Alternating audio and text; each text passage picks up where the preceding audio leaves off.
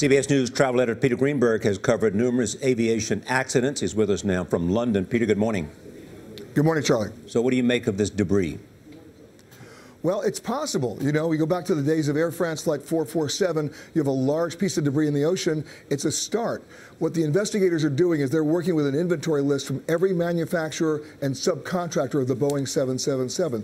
That includes the seats, the carpets, the overhead compartments, anything that goes into that plane. We're talking about hundreds and hundreds of individual items that either have serial numbers or a physical makeup that they can actually track. They need to get a diver out there to physically retrieve that, and then that's when the actual investigation gets even more difficult, because now they got to backtrack 12 to 13 days of ocean currents, speed, direction to see where it may come from. You may remember, Charlie, that with Air France Flight 447, the largest piece of wreckage they found from that entire crash was the tail. But here's the interesting part.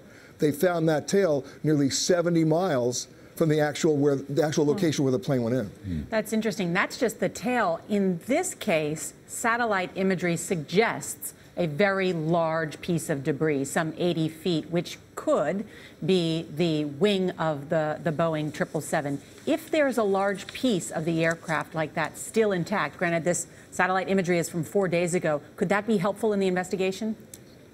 It can, but don't get misled by this, because remember, when Pan Am 103 was blown up over Scotland, the wing itself impacted the town of Lockerbie. So it doesn't mean that when the plane blows up, everything gets scattered. What it does mean is, if that plane goes intact into the water, the debris field starts in a very narrow way and then starts to spread out just a little bit, like with Air France Flight 447. Now we have to deal with the depth of the water. Assuming that's in that area, that depth is so deep.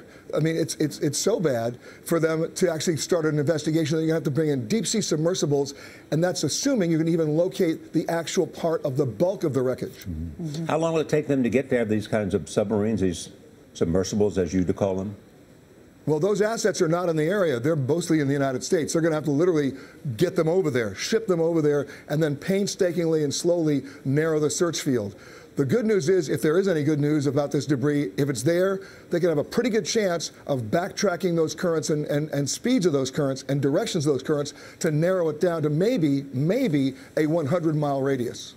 Do you think there are more satellite images out there now of this area that they're scouring over?